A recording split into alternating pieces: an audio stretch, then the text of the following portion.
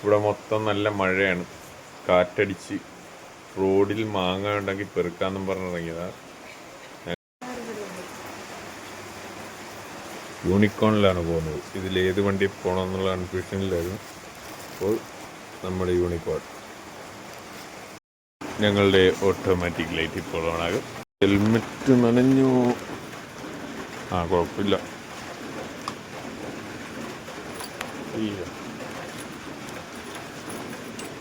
താക്കോൽ ഉണക്കാം.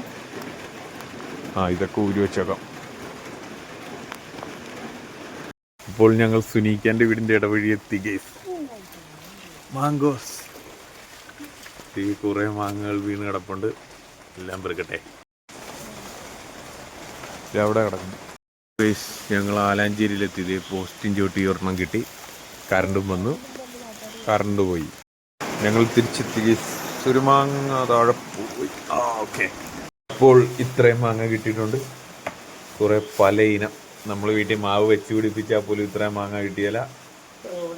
റോഡിൽ ഇഷ്ടം പോലെ പല ഐറ്റം മാങ്ങ. റിസ്റ്റുള്ള മാങ്ങ, ഷേക്ക് അടിക്കാനുള്ള മാങ്ങ കിട്ടി.